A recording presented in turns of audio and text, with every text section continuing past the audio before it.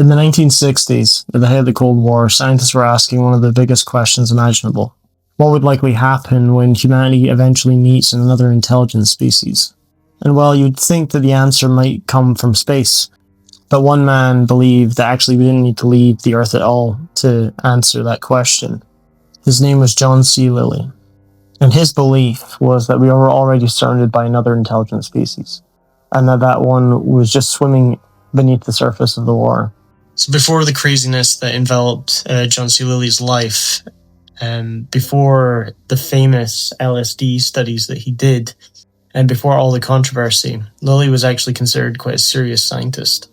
He was formally trained as a physician and neuroscientist, working across fields like neurophysiology and biophysics, and did extensive research on the brain.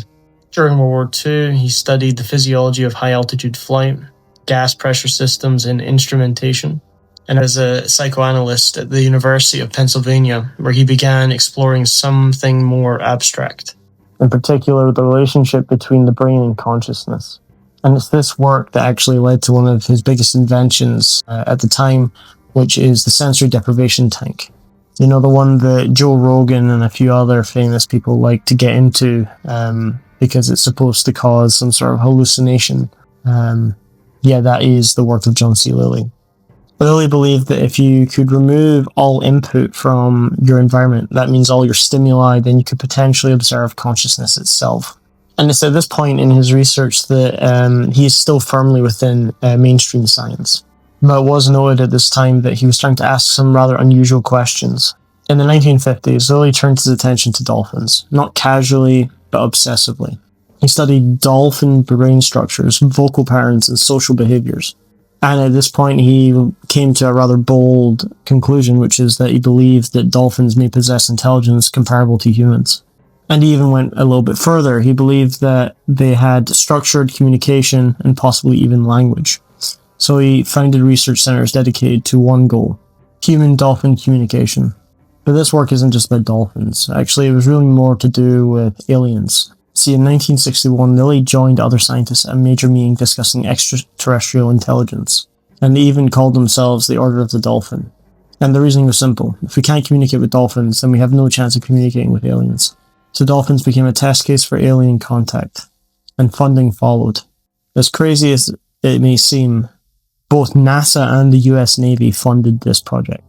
In an attempt to bridge the human-dolphin communication, Lilly rejected traditional lab methods. Instead, he created something radical. He developed a research facility at the US Virgin Islands. Effectively, it was a house, where he partially flooded it with seawater designed for continuous human-dolphin interaction. Then this became known as the Dolphinarium, and it housed 2 female dolphins and one young male dolphin called Peter. And essentially the goal was a form of immersion, where you would have close contact with the dolphin over a long extended period of time. In order to do this work, Lilly needed someone willing to push the idea further. And this is where he found Margaret Howe Lovett. Bear in mind, this woman was not formally trained, but deeply committed and willing to attempt something unprecedented. She was going to live with a dolphin full-time. Her method was based on a simple analogy, which was to teach a dolphin like a human child is taught language. So she moved into the flooded lab.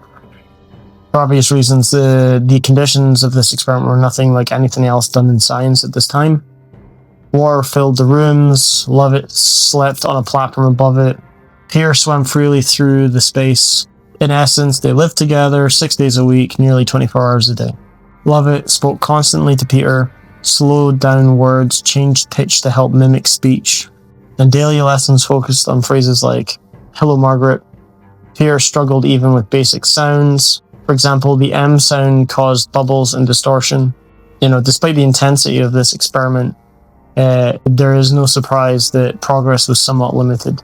In the end, Peter could mimic sounds, and he showed learning behavior. But ultimately, no real language had emerged, and no structured communication systems were formed. And what Lilly hoped would be was a breakthrough in interspecies communication, ultimately was a demonstration of the limits of mimicry. But it's at this point that something unexpectedly disturbing affected the experiments. Peter reached sexual maturity. And like any teenage boy, he became distracted, restless, and frequently aroused during lessons.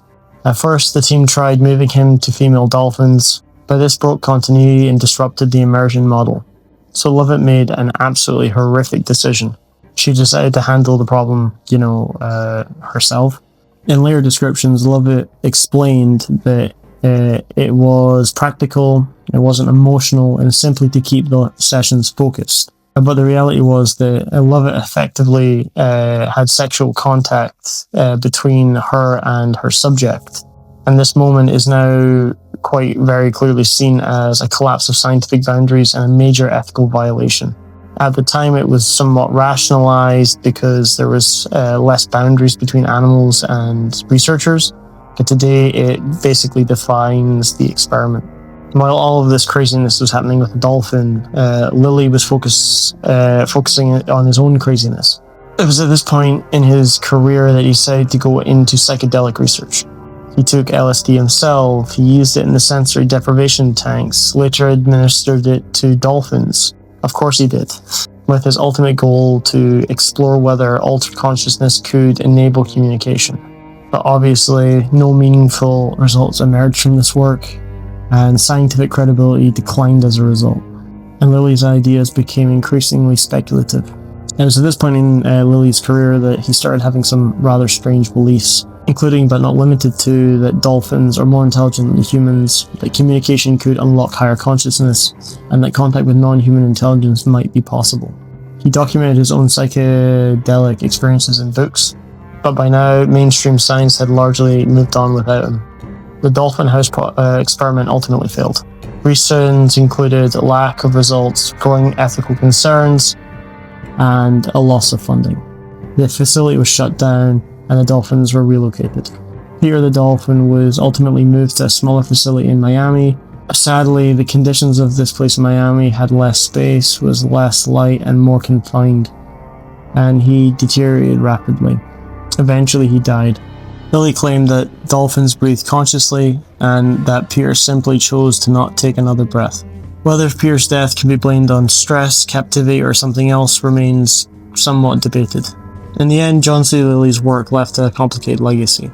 His early research is somewhat applauded for his work into dolphin cognition, public awareness of animal intelligence, and interdisciplinary thinking about consciousness. But where he seemed to lack was in things like a lack of scientific rigor, blurred ethical boundaries, and mixing science with personal belief. At the core of this, the story really isn't about dolphins. It's about a question. What happens when science pushes beyond its limits? John C. Lilly set out to speak to another intelligent species. He had the opportunity to build a world in which dolphins and humans could live together, where language might emerge, where consciousness could be explored. But ultimately, in doing these things, he crossed many lines that science now recognizes should never be crossed.